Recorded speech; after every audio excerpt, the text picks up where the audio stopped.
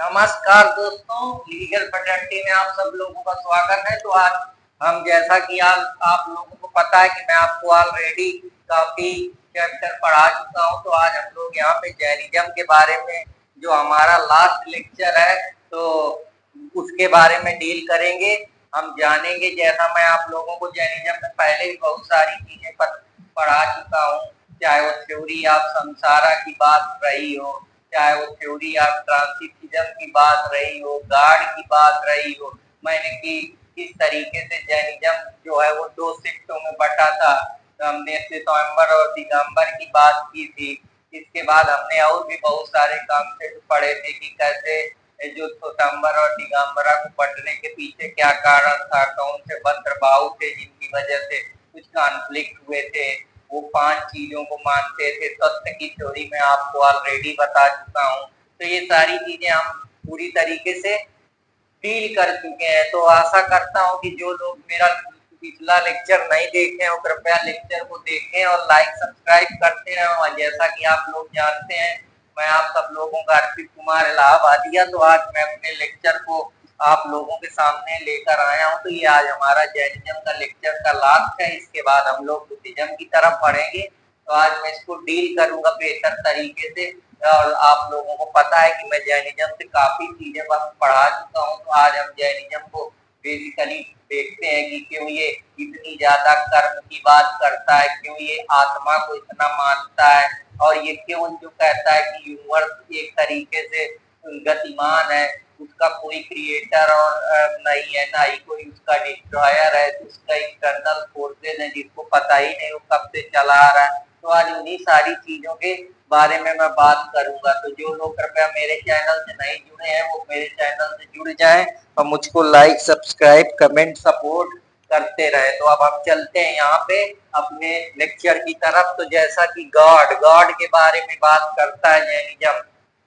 Jainism कहता है कि जो यूनिवर्स है, जो हमारा संसार है, उसको ना तो किसी ने क्रिएट करा है और ये पूरी तरीके से एग्जिस्ट चल रहा है हमेशा पूरे, जब से किसी को इसके बारे में नहीं पता है कि ये कब से फॉरएवर एग्जिस्टेंस में है। ना इसका कोई इंडिपेंडेंट क्रिएटर है, ना ही कोई इसको गवर्न करने वाला है, ना ही इसको कोई जज कर रहा है, और ना ही कोई इसको डिस्ट्रॉय कर रहा है। ऐसा मानना है जैनिज्म फिलासफरों का है। जैनिज्म के जो बड़े बड़े मॉन्क हैं, बड़े बड़े लोग हैं, जिन्होंने, हम कह सकते हैं कि ये बहुत ज्यादा फिलोसफिकल और स्किलफुल हाई होंगी साइंस पीपल है, इनके बारे में ये बात करता है। तो ये गॉड के बारे में बताता है कि जो यूनिवर्स है वो हमारा क्रिएटेड नहीं है। तो यूनिवर्स को भी वो बताता है कि इस यूनिवर्स का पता नहीं है कब से ट्रांसीडियंट चला आ रहा है। मतलब इसमें ये बताता है कि ये जो समय है वो चलता ही चला जा रहा है, इसको कुछ रोक नहीं सकता, ना इसको कोई कुछ कर सकता है। ये अपना टाइम सीजलेसली चलता जा रहा है।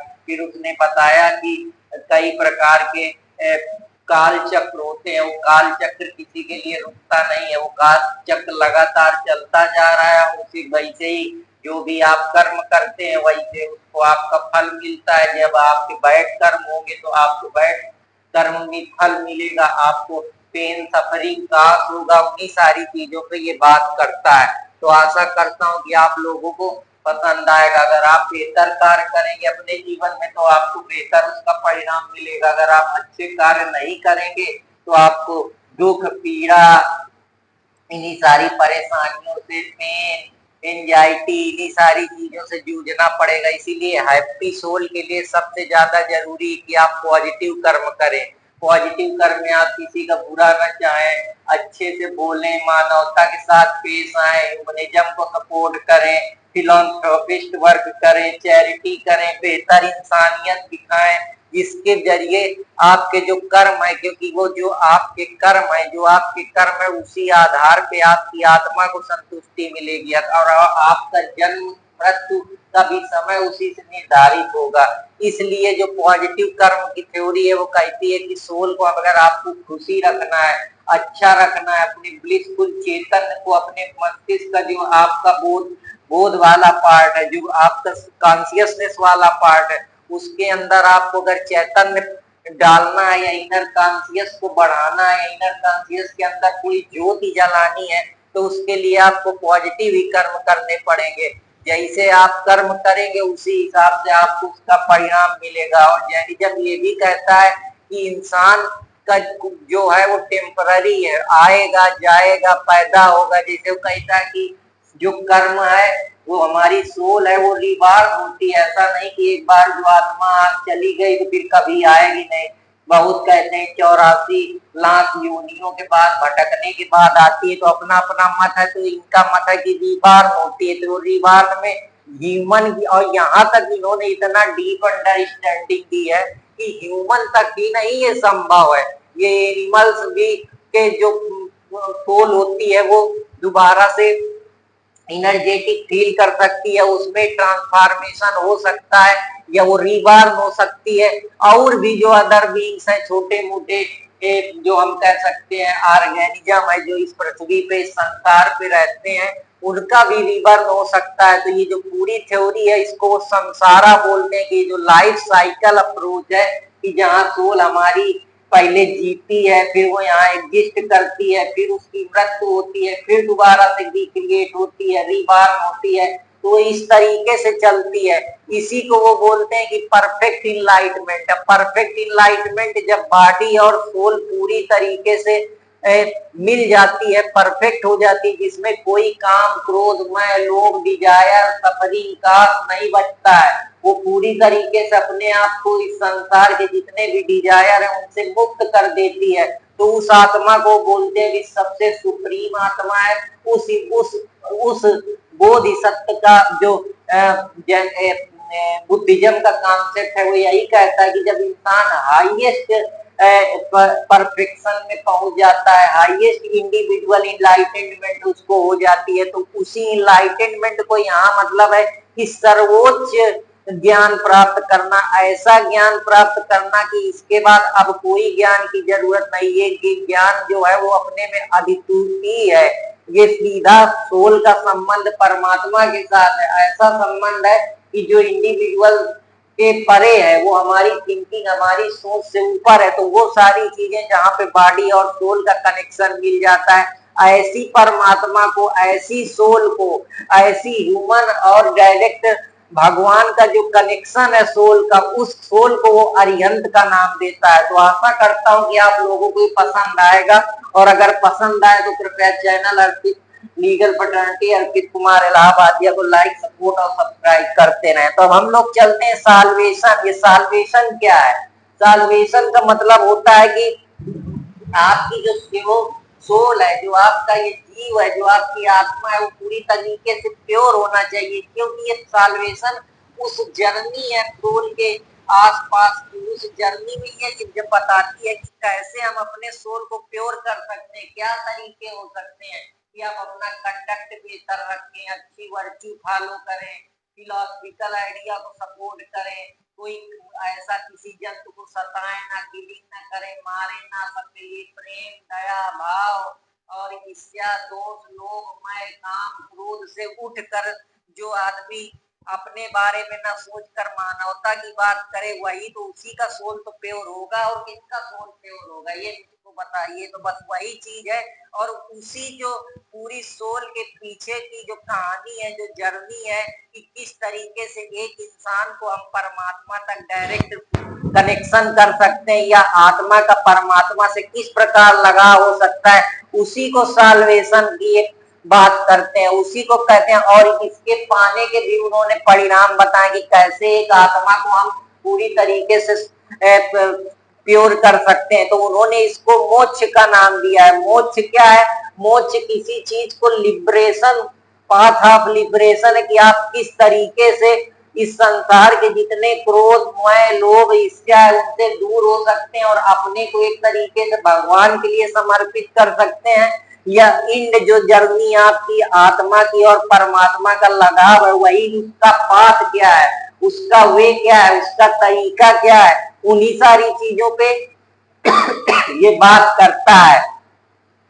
तो इन्होंने बताया है कि इसके लिए आपको कई सारी चीजें ध्यान रखनी है।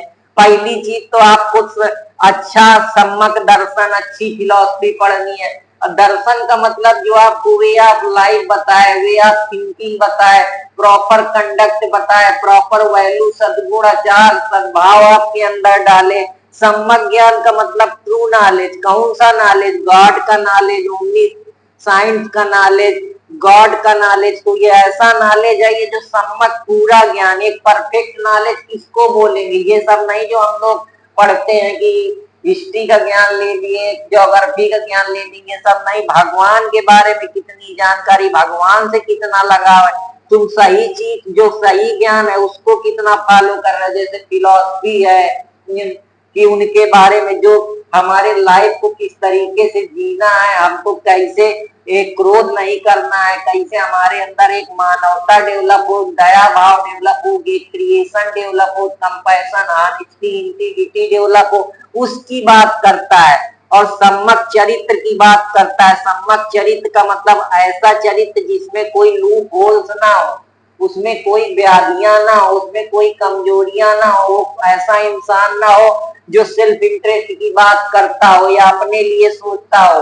जैसा कि जनरल जे रूसो बोलते हैं कि अगर कभी जरूरत पड़े इंसान को तो उसको अपनी जनरल बिल के सामने अपनी एक्चुअल बिल सरेंडर कर देनी चाहिए, क्योंकि जो उस एक्चुअल बिल है उसका इतना इम्पोर्टेंट रोल नहीं है। कभी कभी हमें लार्जर गोल के लिए छोटे मोटे गोल त्यागने पड़ते हैं। तो इस तरीके से एक पर्सनालिटी की बात को समझ सकते हैं। और ये चरित्र एक इंसान का कैसे वो किस बिहेवियर में रह रहा है, कैसी उसकी स्टाइल है, कैसा उसका सोशल परिवेश है, कैसा उसको एक तरीके का एनवायरनमेंट मिला है, उस पे डेवलप होता है, कैसा उसका सोशलाइजेशन होता है, कैसे उसका ग्रुप किस तरीके का है, किनके संगत में रहता है, ये सारी फैक्टर उसके लिए रिस्पॉन्सिबल है।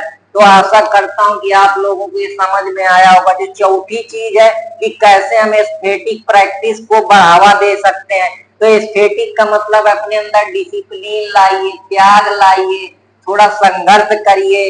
तो जिसको सम्यक तप बोलते हैं, जो बड़े बड़े मॉन्क है, चौथा जो साल्वेशन प्राप्त करने का इनका सूत्र है। तो इस तरीके से ये गॉड के बारे में, फिर इसके बाद आपको कर्मा की थ्योरी के बारे में, सोल की थ्योरी के बारे में, साल्वेशन की थ्योरी के बारे में, ये कुछ उनके रत्न है, कुछ वाम है, कुछ प्रिंसिपल है, कुछ डॉक्ट्राइन है, कुछ उनके रूल्स हैं जिनको हम इथिकल रूल्स बोल सकते हैं, फिलोसफिकल रूल्स बोल रहे, प्रिंसिपल बोल सकते हैं। तो उन्हीं चीजों पे जैनिज्म बात करता है। तो अब मैं आप लोगों को एक फिर नई फिलोसफी के बारे में बताता हूँ, तत्व शास्त्र सूत्र के बारे में कि ये क्या होता है, इसका क्या मतलब होता है। तो जो तथ्य शास्त्र सूत्र होता है वो कहता है कि अगर आपको ऐसे सूत्र, ऐसे रूल्स, ऐसे रेगुलेशन फॉलो करने हैं जो पूरी तरीके से किसी भी इंसान को आपको मारना नहीं है। पहली बात तो जो जैनिज्म कहता है कि आपको त्याग देना है कोई किलिंग नाम की, मतलब आपकी इंटेंशन कभी भी इम्प्रॉपर या इम्प्रॉपर नहीं होनी चाहिए। जो आपका कंडक्ट है वो अनइथिकल या एंटी सोशल नहीं होना चाहिए, या एंटी रिलीजियस नहीं होना चाहिए, या एंटी इथिकल नहीं होना चाहिए। तो वही सारी चीजें कि आपके अंदर मानवता और प्रेम, दया भाव, ऑनेस्टी, इंटीग्रिटी, ह्यूमैनिटी, ये सारी चीजें होनी चाहिए, तभी आप एक बेहतर इंसान बन सकते हैं। आपकी सोल पूरे जो सेसेशन है, पूरे कास है सफरिंग के, उनसे बाहर निकल सकती है और आपसे जो एक सोल है वो ब्लिसफुल स्टैसी परमानंद की अनुभूति कर सकती है, जो इस संसार में बहुत लोग कभी जीवन में कर ही नहीं पाएंगे। वो ऐसी एनर्जी है जो आपको डायरेक्टली पृथ्वी से उठ के सीधा हेवन पे, जो हमारा संबंध आत्मा का परमात्मा से है, उससे मिला सकती है। तो बस वही चीज है कि हमको कोई बैड प्रैक्टिस नहीं करनी। अब ये बैड प्रैक्टिस में भी मैं आपको बहुत सारी चीजें आज के प्रेजेंट सिनेरियो से जोड़ के बताऊंगा। तो ये रिनाउंस में छोटे छोटे, चाहे वो कोई इवन जो छोटे छोटे टीनी पार्टिकल्स होते हैं उनको तक जैनिज्म कहता है कि नहीं मानना है, चाहे वो टीनी हो, चाहे लार्ज हो, चाहे मूवेबल चीज हो। जैसे मूवेबल में क्या है, कोई गाड़ी जा रही, आदमी जा रहा है, तो उसको नहीं मारना, ना उसको परेशान करना। इवन जो इमूवल चीज कहीं रखी है उसकी सिक्योरिटी की बात करता है कि जैसे अब मैं बोर्ड में पढ़ा रहा हूँ तो मुझे बोर्ड को सेफ रखना है, सिक्योर रखना है, इस पे अपनी मुक्केबाजी नहीं दिखानी है, ना अपना पावर दिखाना है। अपने सोल को इसके प्रति दया, मोह, ईर्ष्या, इन सब चीजों से हट के इसके कंपेशन, ऑनेस्टी, इंटीग्रिटी, इससे लगाव, अटैचमेंट उस चीज की बात करता है। तभी आपकी सोल क्लीन हो सकती है और जो आपके बैड कर्मा है उनको हमेशा के लिए रिलीज हो मिल जाएगा और आप बेहतर जो ये कास्ट ऑफ सफरिंग से जूझ रहे हैं, जो वायलेंस आपके खिलाफ हो रहे हैं, जो फ्रस्ट्रेशन हो रही है, इनसे आप निकल सकते हैं। तो जैसा आज के जमाने में हम देख रहे हैं कि लोग एक दूसरे से हेट कर रहे हैं, एंगर कर रहे हैं, फ्रस्ट्रेट हो रहे हैं, कहीं कहीं टेररिज्म फैला रहे हैं, कम्युनल वायलेंस फैला रहे हैं, इंजरी क्रिएट कर रहे हैं, अफरे फैला रहे हैं, इनकाउंटर कर दे रहे हैं, रेप कर दे रहे हैं, डोमेस्टिक वायलेंस कर दे रहे हैं, क्रिमिनल फोर्स कर दे रहे हैं, जानबूझ के इंटेंशनली इकोनॉमिक लॉसेस क्रिएट कर रहे हैं, एक दूसरे को परेशान कर रहे हैं, जीने नहीं दे रहे हैं। कोई रिलीजन के नाम पे कहीं झगड़े हो रहे हैं, कहीं कास्ट के नाम पे झगड़े हो रहे हैं, कहीं सोशल डिसऑर्गेनाइजेशन पूरी तरीके से समाज में फैला हुआ है। तो इन सारी चीजों को बताता है कि हमको सारी किलिंग को छोड़ना है। ये किलिंग का मतलब ये मारना सिर्फ जरूरी नहीं, आत्मा से भी मारा जा सकता है, अपनी इंटेंशन से भी मारा जा सकता है। तो ये इंटेंशन आपको इतनी साफ रखनी है कि किसी भी एक छोटे से छोटे जीव को कोई हानि न पहुंचे। बस उस फिलॉसफी और उस प्रिंसिपल के आधार पे ये तत्व सूत्र का प्रिंसिपल बेस है। तो आशा करता हूँ कि आप लोगों को पसंद आया होगा। अगर पसंद आए तो कृपया लाइक, सब्सक्राइब, कमेंट और पिक कुमार इलाहाबादिया को जरूर करते रहे, जिससे थोड़ा मेरा भी हौसला बढ़ता रहे। तो थोड़ा पानी पीने के बाद मैं आप लोगों को और चीजें पढ़ाता हूँ। अब हम लोग एक और प्रिंसिपल जो हमारा है, जिसके बारे में डक्ट्राइन अपरिग्रह क्या होता है, इसके बारे में भी आप लोगों को समझाता हूँ। 2 मिनट पानी पी लेता हूँ, फिर इसके बात करते हैं।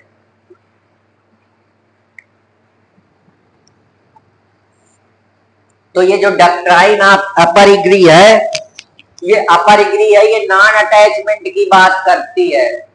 ये कहती है कि संसार की कोई भी चीज हो उस पे मोह नहीं करना है, क्योंकि मोह ही दुख का कारण है। नॉन अटैचमेंट जो है, किसी से हमको लगाव नहीं रखना है, चाहे वो वर्ल्डली पोजीशन में कोई गाड़ी हो, घर हो, धन दौलत हो, कोई सामग्री हो, कोई हार हो, कोई जेवर हो, कोई मटेरियलिज्म चीज हो, हमारे सुख सुविधा की, पंखा, कूलर, एसी, जो भी मटेरियलिज्म सुख सुविधा के लिए, गाड़ी, चरपहिया, वाहन, रेलगाड़ी, हमें किसी चीज से लगाव नहीं करना, क्योंकि ये लगाव ही हमको, हमारी आत्मा को दुख देता है। यही सेसेशन है, यही कास है इस दुख के पीछे।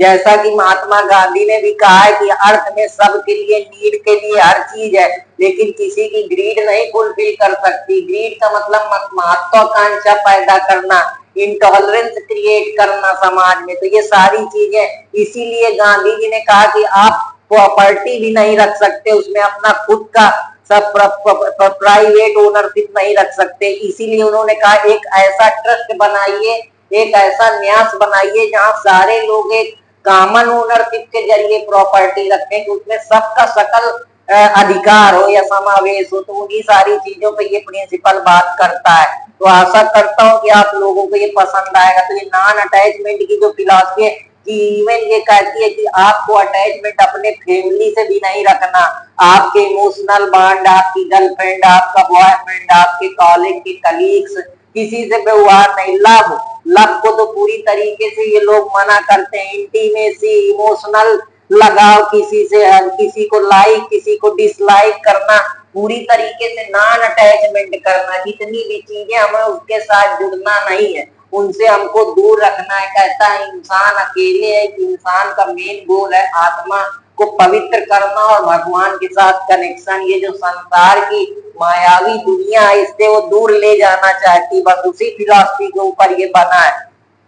हालांकि कुछ चीजें बताती है कि जहां आप लिमिटेड पोजीशन रख सकते हैं, जो आपने हॉनेस्ट तरीके से अपनी जीवन यापन के लिए कुछ कमाया है या चैरिटी करा है, तो वो सारी चीजें अलाउ है। क्योंकि वो इथिकल या हमारे जो सोसाइटल नॉर्म्स है या सोसाइटल वैल्यू है, या जो हमारा कल्चरल एक रिकॉग्निशन है, उन चीजों को लेकर उस पे ये सपोर्ट करता है। बस यही कारण है कि हम नॉन अटैचमेंट की फिलॉसफी को देख पा रहे हैं। अपरिग्रह का मतलब होता है नॉन पजेशन, किसी भी चीज का कोई भी अधिकार आपको अपने ऊपर लेके नहीं चलना कि ये मेरी प्रॉपर्टी है। अगर आपने कमाई ली है तो कभी आप अपने को ये ना कहिए कि ये मेरे हाथ की, ये कहिए कि हाँ बस उसका साक्षी बन के देखिए कि हाँ ये बस है। जैसा कि चारवाक की भी फिलॉसफी यही कहती है कि आधी से ज्यादा चीजों में आप लोग बस जितना भी इंजॉयमेंट करिए उस पे अपना पजेशन ना दिखाइए, बस उस पे आप एक तरीके से जो मैं अभी आप लोगों को बताया कि बस आप उसी प्रिंसिपल का यूज करिए कि बस देखिए निहारिए बस, और उसको अपने ऊपर हावी ना होने दीजिए। तो वही सारी चीजें अपरिग्रह की भी बात करता है। अब हम कुछ ऑस्पिशियस सिंबल हैं जिनके बारे में बात कर लेते हैं। तो जो स्वास्थविक सिंबल है जैनिज्म का, वो पीस से बात करता है, शांति चाहता है कि संसार में जितना भी काम, क्रोध, मैं, लोभ, ईर्ष्या, सैडनेस, एंगर, फ्रस्ट्रेशन, कॉन्फ्लिक्ट, छोटे छोटे अनलाइकनेस, डिसऑर्गेनाइजेशन, समाज में intolerance, terrorism, communal violence, rape, और ये तुम्हारा कोई unethical act, encounter, corruption, money laundering, ये जितनी सारी चीजें, ये सब कहीं ना कहीं जाके ये जो अनइथिकल पाने का प्रयास है, ये पीस से हमको दूर ले जा रही है। जैसे इंटरनेशनल एरिना में घुसेंगे तो nuclear challenges, nuclear deterrence theory, collective security की प्रॉब्लम, एक दूसरे कंट्री को उजाड़ना, स्टेटलेस करना, ये सारी चीजें हैं। तो मैं आपको बहुत मल्टी डायमेंशनल पर्सपेक्टिव से बताने की कोशिश कर रहा हूँ कि नॉट ओनली इन वन से, बस आप इस तरीके से सोचिए, आपकी हो जाएंगी आधे से ज्यादा चीजें। अब हम लोग अगले सिंबल की तरफ चलते हैं, लार्जेस्ट स्वास्तिक, जो कि एक तरीके से पूरी तरीके से बताता है कि हमको किस तरीके से पीस, शांति, हारमनी और एक स्पिरिट बना के रखना है।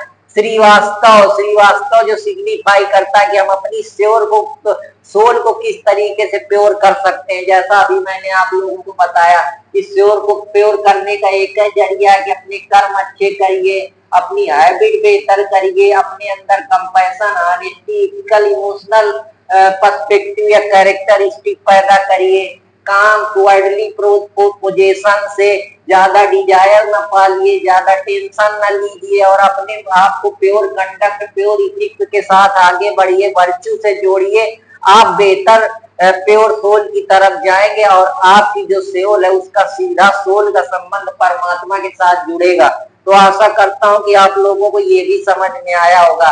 दर्पण कहता है कि आप अपने अंदर झांकिए, जो आपकी माइनर रिफ्लेक्ट है इनर से, क्योंकि कोई भी चीज आपको बाहरी दुनिया देखने को बहुत कुछ कहती है कि आपको बना देगी, आपके अंदर परिवर्तन लाने, बाहर दुनिया से आपको मैं बता रहा हूँ, believe me, no one can give any type of peace and happiness and any type of material and physical support without your, जब तक आप अपने इनर सपोर्ट पे काम नहीं करेंगे। अपने आत्मा पे झांकिए, अपने अंदर उतरिए, अपने को पहचानिए, मैं कौन हूँ, कहाँ से आया हूँ, मेरा जीवन किस लिए बना है, मैं किस लिए पैदा हुआ हूँ, मेरे क्या कर्तव्य है, क्या ड्यूटी है, कैसे मुझे आगे बढ़ना है। जैसे लुकिंग ग्लास सेल्फ थ्योरी जो मीड की बताती है कि हम अपनी चीजों को अपने आई और मी में कन्वर्ट करते हैं कि मैं कौन हूँ, मी मतलब बाहर एक्सटर्नल वर्ल्ड कैसे है, फिर उससे हम अपने अंदर झांकते हैं और परिवर्तन लाते हैं। तो आप बाहर की वही चीज लीजिए जो आपके अंदर परिवर्तन ला सके। तो जो मैंने आपको जॉर्ज मीड की थ्योरी बताई, लुकिंग ग्लास, सोशोलॉजिकल एस्पेक्ट में one of the important theory है, जो बहुत सारे फिलोसफर के बारे में पढ़ते हैं। जब वो सोशियोलॉजी में कभी अगर आप लोगों को पढ़ाऊंगा भविष्य में तो आई विल एक्सप्लेन। बस मैं आप लोगों से यही चाहता हूँ कि आप लोग कृपया लाइक, सपोर्ट, कमेंट करते रहे, इससे मेरा हौसला बढ़ता रहे। बाकी तो हम लोग सब पढ़ा दूंगा मैं आपको, कि वही है कि न थके हैं पांव कभी और ना ही हिम्मत हारी है, न थके हैं कभी पांव और ना ही कभी हिम्मत हारी है। मैंने देखे हैं कई दौर लेकिन फिर भी आज सफर जारी है। तो दोस्तों बस अपना काम करते रहना है और डरना किसी चीज से नहीं है। कन्क्वेस्ट ऑन सेक्सुअल अर्ज, ये कहता है कि आपके अंदर जो सेक्सुअल ड्राइव होती है, अब ये सेक्सुअल ड्राइव कई सारी चीजों से आती है। आपके बायोलॉजिकल जो फेज है उन पे आप किस तरीके से बिहेव करते हैं, एक्सटर्नल वर्ल्ड पे आप किस तरीके से जुड़े हैं, आप किस चीज को किस तरीके से ले रहे हैं, कौन से परिवेश में आप बढ़े हुए हैं, कैसे आपका एजुकेशन मिला है, कौन से आप कल्चर में रहे हैं, कैसी आपकी संगति है, उससे ड्राइव जनरेट होती है। ड्राइव का मतलब सेक्सुअल एक्टिविटी की तरफ आपका रुझान।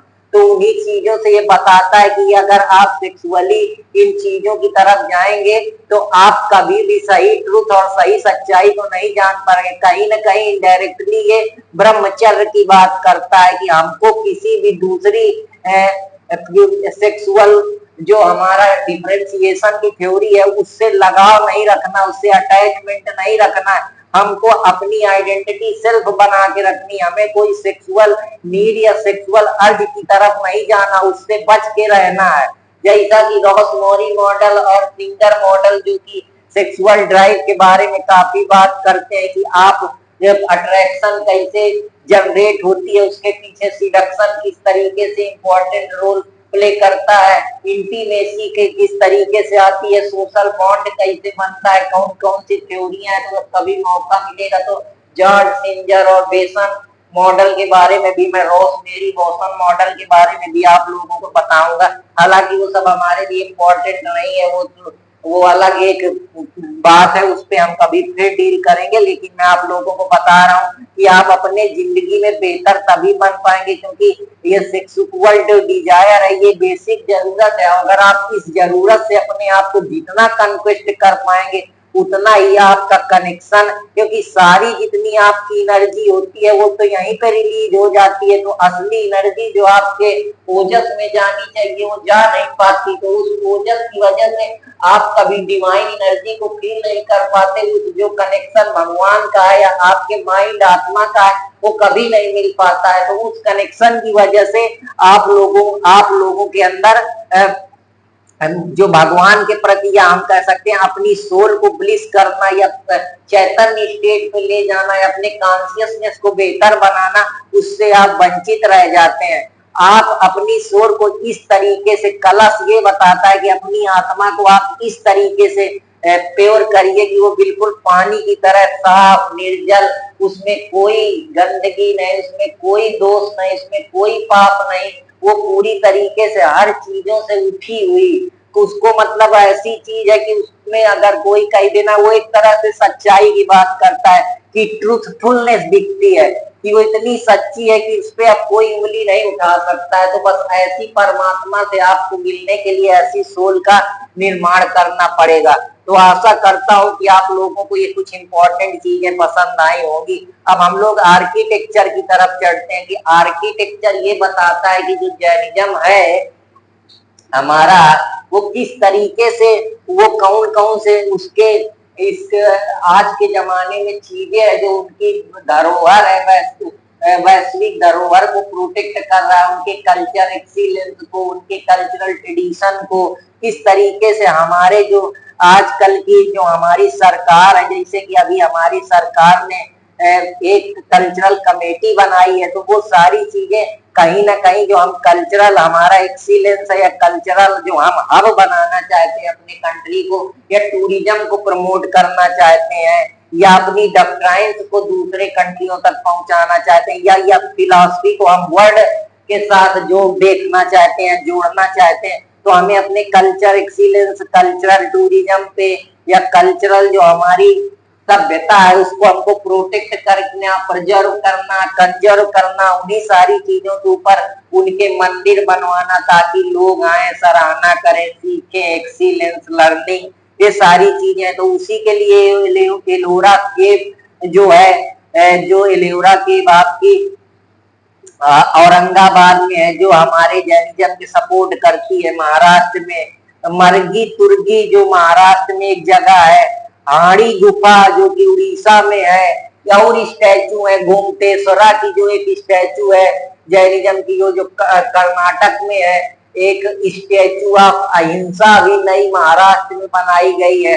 तो ये कुछ चीजें हैं जहाँ पे लोग जाते हैं, उनकी विरासत, उनकी डॉक्ट्राइन्स, उनके प्रिंसिपल, उनके बारे में जानने को, समझने को, उनके थ्योरी के बारे में लोग पढ़ते हैं। इच्छा जाहिर होती है, फिर उस धर्म को अपनाते भी हैं। उस धर्म को अपने जिंदगी में, अपने सोल में, अपने प्रिंसिपल में, जो उनकी नैतिक दिनचर्या है उस पे यूज करते हैं और अपने आप को इस संसार के जितने दुख है या जितना उनके अंदर डिप्रेशन है या फ्रस्ट्रेशन है या आज का जो वर्क इथिक्स कल्चर है उससे निकल कर वो अपने आप को एक शांति, एक पीस, एक कंपैशन और एक उनके अंदर मानवता, दया भाव, जिसको हम कहते हैं दोबारा से उनको रिसोशलाइज करना, तो वो रिसोशलाइज महात्माओं के द्वारा, बेहतर फिलासफरों के द्वारा या सही किताबें पढ़ने के द्वारा ही मिल सकती है। तो वो सारी चीजें हैं जिनके बारे में मैं बात कर रहा हूँ। तो अब हम लोग टेम्पल की तरफ चलते हैं। कुछ टेम्पल है, जैसे दिलवाड़ा का टेम्पल है जो कि माउंट आबू के राजस्थान में है। गिरना के जो टेम्पल है वो गुजरात में है। मुक्तागिरा का टेम्पल है महाराष्ट्र में है। शीतल वस्त्र का टेम्पल तमिलनाडु में है, जो पूरी तरीके से जैनिज्म की फिलॉसफी, उनके कल्चरल एक्सीलेंसी, लर्निंग और इन सारी चीजों को सपोर्ट करता है। तो आशा करता हूं कि आप लोगों को ये पसंद आया होगा। तो आज मैं जैनिज्म फिलॉसफर की रिलेवेंस आज के समय में क्या है, क्यों हमको जरूरत पड़ी जैनिज्म पढ़ने की, ऐसे कौन कौन सी चीजें हैं जिनके बारे में मैं बात करूंगा। आज मैं आपको बताऊंगा कि थ्योरी ऑफ अनेकवाद, अनेकवाद क्या कहती है। अनेकवाद कहती है कि कोई भी चीज को सोचने का, उसके इंटरप्रिटेशन करने का, उसकी मीनिंग निकालने का, उसके तरीके को ऑब्जर्व करने का एक तरीका नहीं हो सकता है, अनेक तरीके हो सकते हैं। मतलब किसी भी क्वेश्चन को किस तरीके से आप एनालिसिस करते हैं, किस तरीके से इंटरप्रेट करते हैं, किस प्रकार से उसकी मीनिंग निकालते हैं।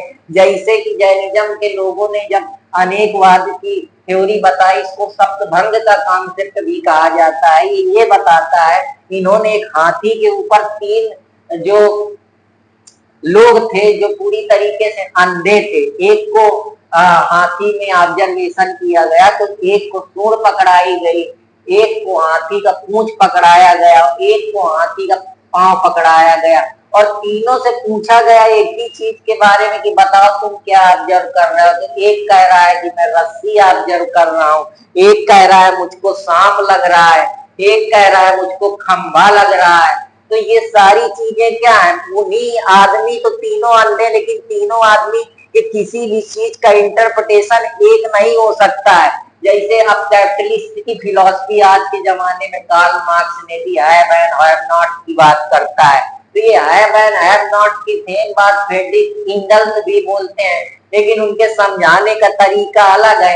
इसी चीज को जो और फिलॉसफर है जिनके बारे में मैं बात करूं, बहुत सारे फिलॉसफर है, वो इसी चीज को एक ही इंटरप्रिटेशन को हजार तरीके से देखते हैं। अब जैसे पर्सनालिटी में है तो कई सारे फिलॉसफर है। अब जैसे जो अगर पर्सनालिटी में बात करें तो अब्राहम मास्लो की थ्योरी नीड के जरिए बताती है कि हम पर्सनालिटी को डेवलप कर सकते हैं। कार्लो जंग की फिलॉसफी बताती है इन्वायरमेंट का उसमें बड़ा इंपॉर्टेंट रोल है। तो ये सारी चीजें हैं कि एक ही चीज को, मतलब एक तरीके से ये रिलेवेंस डालती कि इंटेलेक्चुअल की स्पिरिट को बढ़ाए रखना है, कि हमको हजार प्रकार के थॉट्स मिले, हमारे पास जो मल्टी डायमेंशनल थिंकिंग है। जैसा कि आजकल कोई भी एग्जाम हो वो चीजों को 4 तरीके से सोचने को बताता है। जैसे मैं इसको अगर थोड़ा अपने एजुकेशन के पर्सपेक्टिव में लेके आऊं तो आज मैं आपको बताना चाहूंगा कि जैसे आप कोई भी कॉन्सेप्ट पढ़ते हैं, थोड़ी देर की मान लिया हम लोग लॉ के स्टूडेंट है तो मैं आपको लॉ से ही समझाता हूँ। अगर आप कोई ऑफेंस पढ़ते हैं तो ऑफेंस का वही कॉन्सेप्ट, सेम कॉन्सेप्ट जब आप सीआरपीसी में पहले पढ़ते थे तो बेल का कॉन्सेप्ट का फिक्शन कहीं पे वही चीज सेम बताता था। वही बेल का कॉन्सेप्ट आप जब आर्टिकल 20 में पढ़ते थे या 22 में पढ़ते थे तो वही चीजें मिलती थी। या सब्सटेंस ऑफ नेचर जब किसी को पकड़ा जाता है तो उसको बताया जाता है कि इन्फॉर्म करा जाता है कि उसने कौन सा अपराध करा है। तो ये सारी चीजें उसके लिए रिस्पॉन्सिबल है। तो आशा करता हूं कि आप लोगों को समझ में आया होगा। अगर समझ में आया तो कृपया लाइक सब्सक्राइब करते रहें। अब मैं आप लोगों को दूसरी चीज बताता हूँ, नॉन वायलेंस। नॉन वायलेंस क्या बात करती है? नॉन वायलेंस ये बात करती है कि हमको किसी भी इंसान को सताना नहीं है, ना ही हमको किसी प्रकार का वायलेंस करना है, चाहे वो टेररिज्म हो, चाहे इंसर्जेंसी हो, चाहे नक्सलिज्म की बात हो, या कोई इंजरी हो, या कोई किसी प्रकार का कोई कास हो, तो हमको उसको परेशान नहीं करना है। ये सारी चीजें हैं। और हमको किसी भी इंसान को वायलेंस नहीं क्रिएट करना है। मतलब हमको जो भी चीज है हमको अपने सही बिहेवियर के जरिए उन चीजों को करना है। ये नहीं कि हमको किसी को मारने लगना है, या किसी का रेप कर देना है, या किसी के अफरे कर देना है, या दंगा फैला देना है। ये सारी चीजें हैं। जैसे आज के जमाने में अगर हम लोग इसका इंटरप्रिटेशन देखें तो न्यूक्लियर वेपन कि किसी भी कंट्री, जैसे पहले के जमाने में अगर इसका एग्जाम्पल ले ले तो नागासाकी हिरोशिमा में जब अमेरिका ने 7 अगस्त को बम गिरा दिया, तो उसकी वजह से ये नॉन वायलेंस की फिलॉसफी आज के जमाने में किस तरीके से चीजों से इंटरलिंकेज है। डिसआर्मामेंट कि मतलब जो आप हथियार है उनका कम से कम यूज करिए, बस आप अपने देश की सिक्योरिटी के लिए यूज करिए, ना कि मानव के नरसंहार के लिए, परेशान करने के लिए। बैलेंस ऑफ पावर कि आप जो पावर है उसको बैलेंस करके रखिए, किसी को इनबैलेंस ना करिए, जिसकी वजह से जैसे छोटे रीजनलिज्म कंट्री तो उनको भी सपोर्ट करिए। ऐसा नहीं है कि उनको एक्वायर कर दीजिए, दबा लीजिए, जैसे स्टेटलेस सोसाइटी हो गई, या कोई किसी के फंडिंग में फंस गया, पैसा नहीं दे पा रहा, तो उसको जबरदस्ती उसके ऊपर सैंक्शन लगाओ, परेशान करो, वायलेंस क्रिएट करो, वहां के लोगों को हिजैक कर लो, जैसे सीरिया की कंडीशन आज के समय में है, सऊदी अरबिया में पहले कंडीशन थी, या जो बहुत सारे तमाम टेररिज्म ग्रुप है, जैसे मोहम्मद हो गया, या ये जितने भी बड़े बड़े जैसे ताहिर हो गया, अभी पैलेस्टीन में जो लड़ाई चल रही है, उनका जो हमास है, तो इन सारी चीजें आपको मैं दिखा रहा हूँ कि किस तरीके से ये रिलेवेंस है। कलेक्टिव सिक्योरिटी आप प्रॉपर तरीके से कलेक्शन बना के रखिए। अगर कोई किसी के खिलाफ नॉन वायलेंस करता है तो आप कलेक्टिव सिक्योरिटी के जरिए, जैसे इसका सबसे बेहतर एग्जाम्पल अगर देखा जाए तो इसका सबसे बेहतर एग्जाम्पल है जो आपका अमेरिका के जो कोई भी कंट्री अगर उनके खिलाफ कुछ भी करती है, जो उससे रिलेटेड देश है, जिसमें अभी बहुत ज्यादा कीनिया की वजह से बवाल मचा था, तो वो सारी चीजें हैं। अपग्री बताता है कि हमको कंज्यूमरिज्म को कंट्रोल करके रखना है। ये कंज्यूमरिज्म में कई सारी चीजें हैं कि कोई भी चीज है, जैसे हम अपने नेचुरल ऑर्गेनिक फार्मिंग को छोड़ के पेस्टिसाइड पर ज्यादा पैसा कंज्यूम करने के लिए अलग टेस्ट प्रेफरेंस मिल जाए, मुर्गा बकरी मांस ये सब खा रहे हैं। कंट्रोल कैसे कंज्यूमरिज्म की वजह से पॉल्यूशन क्रिएट हो रहा है, इन्वायरमेंट इम्बैलेंस हो रहा है, इंस्टेबिलिटी आ रही है, एयर सर्कुलेशन बढ़ रहा है, उसकी वजह से प्रेशर बेल्ट बढ़ रही है, एयर सर्कुलेशन से विंड ऊपर हो रही है, लो प्रेशर जनरेट हो रहा है, लो प्रेशर जनरेट होने की वजह से फ्लड, सुनामी, अर्थक्वेक जैसी समस्याएं क्रिएट हो रही हैं, ग्लोबल वार्मिंग बढ़ रहा है। तो ये जब कंज्यूमरिज्म करोगे तो ग्रीड भी कम होगी, जिससे करप्शन जाएगा। ये मनी लॉन्ड्रिंग के जो मामले हैं, या आप जो इस तरीके से वायलेंस क्रिएट करते हैं, करप्शन कम हो गए कंज्यूमरिज्म की वजह से, क्योंकि जब आदमी ज्यादा कंज्यूम नहीं करेगा तो क्या करेगा, करप्शन ही क्या करेगा। ये जो मनी लॉन्ड्रिंग है, या smuggling, drug trafficking, terrorism, strategic diplomacy जो होती है अपने काम की चीजें, जैसे चाइना इस तरीके के काम, या टोटलियन स्टेट ज्यादा करते हैं। जो टोटलियन का मतलब होता है जो अपने सिर्फ इंटरेस्ट की, सेल्फ इंटरेस्ट की बात करते हैं। जैसे रूसो पॉइंट बोलता है कि जो इंसान के इंटरेस्ट होते हैं उसमें से कई प्रकार के इंटरेस्ट होते हैं, पब्लिक इंटरेस्ट होता है, स्टेट के प्रति इंटरेस्ट होता है, इंडिविजुअल इंटरेस्ट होता है। तो ये स्टैटिक डिप्लोमेसी की बात करता है। होर्डिंग का मतलब होता है कि कोई चीज को होल्ड करके रख लेना, फिर उसको महंगे प्राइस पे बेचना, जिसको लोग एंटी डंपिंग ड्यूटी भी बोलते हैं। सारी चीजें क्राइम उसकी वजह से बढ़ेगा, क्योंकि जब कंज्यूमरिज्म बढ़ेगा तो जो लोग कंज्यूम कर लेंगे उनका तो ठीक है, जो नहीं कंज्यूम कर पाएंगे, कंट्रोल कर पाएंगे कंज्यूमरिज्म में, वो क्या करेंगे, क्राइम करेंगे। ब्लैक मनी इसकी वजह से ज्यादा बढ़ेगा। इस ब्लैक मनी से हमारे सोशल इकोनॉमिक डेवलपमेंट नहीं हो पाएगा, जहाँ पैसा लगना होगा वहां नहीं लग पाएगा। इस वजह से प्रॉपर जो हमारी पॉलिसी है या हमारे जो स्कीम्स है वो लोगों तक नहीं पहुंच पाएंगे। जो गरीबी, अनएम्प्लॉयमेंट, भूखमरी, न्यूट्रिशन, हंगर, ये सारी प्रॉब्लम कैसे दूर होगी? ऑफिस ऑफ प्रॉफिट, ये सारी प्रॉब्लम क्रिएट होंगी। ये जो ट्रांसनेशनल या सोशल डिसऑर्गेनाइजेशन समाज में क्रिएट होने लगेगा, जिससे ये जो हमारी सोल है वुमेन की, उनको कहीं ना कहीं जो ये लिबर्टी और ये फ्रीडम, ये सारी चीजें नहीं मिल पाएंगी। तो ये बहुत सारे इंपॉर्टेंट फैक्टर थे। ये कहीं ना कहीं जो वर्ण की थ्योरी थी उसको भी, इविल को रिमूव करता है। ये बताता है कि जो वर्ण की थ्योरी है वो पूरी तरीके से एक तरीके से प्रिविलेज को बात करती है कि जो लोग हायर क्लास में उनको ज्यादा प्रिविलेज मिलेंगे। इसीलिए उन सारी चीजों का परिणाम आज देखने को मिलता है कि आज भी जो बड़ी बड़ी पोस्टों पे लोग बैठे हैं वो हायर ग्रांट या लिवरेज की वजह से। हालांकि ऐसा नहीं है, इसके और भी कारण है। यहाँ मैं किसी को वो नहीं बताने आया हूँ या किसी का मैं कुछ वो नहीं कर रहा हूँ कॉन्फ्लिक्ट, लेकिन मैं ये जरूर बता रहा हूँ कि इविल जो वर्ण सिस्टम है, ये वर्ण सिस्टम जो छत्री वैश्य शूद्र काम के आधार पे तुम कैसे किसी को, भगवान के यहाँ से थोड़े कोई कमजोर बन के आया था कि कोई, ये तो समाज ने डिसाइड कर दिया और उसके कर्म के आधार पे डिसाइड कर दिया। अरे कर्म, अभी तो इंसान के कर्म के आधार पे ही उसको सुपीरियर बना दिया जाए तो फिर तो ठीक है। भगवान के यहाँ तो सब बराबर कर दिया है। नेचुरल लॉ की थ्योरी तो कहते हैं सारे इंसान इक्वल पैदा हुए हैं, दे आर इनहेरिटेड बर्थ, जैसा कि रूसो भी इसके बारे में बात करते हैं, थॉमस हॉब्स भी बताते हैं। तो कैसे हम इस चीज को सपोर्ट कर ले? तो बस वही चीज है आजकल के आर्किटेक्चर में, आजकल के कोऑपरेशन में, ग्लोबल वार्मिंग में सपोर्ट कर रही है कि हमको कंज्यूमरिज्म नहीं करेंगे या अपग्रेड नॉन पोजेशन करेंगे और अपने आसपास हम साफ सफाई करेंगे, किसी को मारेंगे नहीं।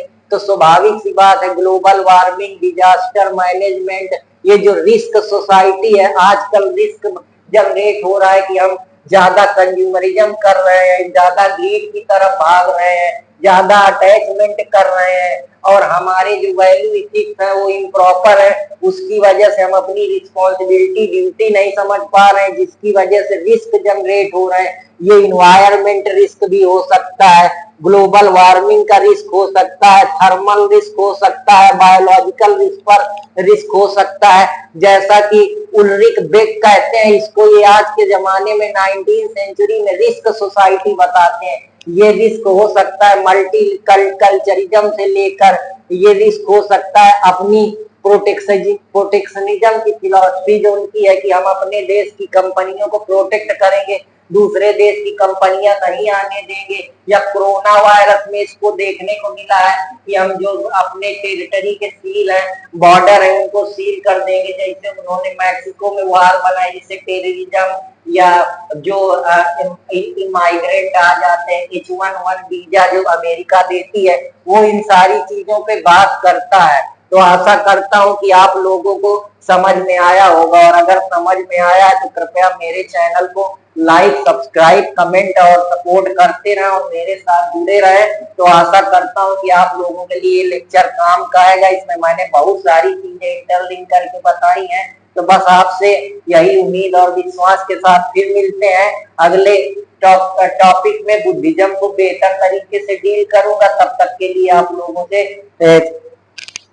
आज के लेक्चर के लिए इतना ही मेरी तरफ से, और फिर कुछ नई चीज अगर होंगी तो उनके बारे में फिर डील करूंगा। लेकिन मैं आप लोगों के एक सोचने का नजरिया बता रहा हूं कि आप इस तरीके से सोचेंगे तो आपके पास कभी पॉइंट की कमी नहीं पड़ेगी और आप बेहतर से बेहतर चीजें जान पाएंगे और समझ पाएंगे। तो फिर मिलते हैं, तब तक के लिए नमस्कार, धन्यवाद।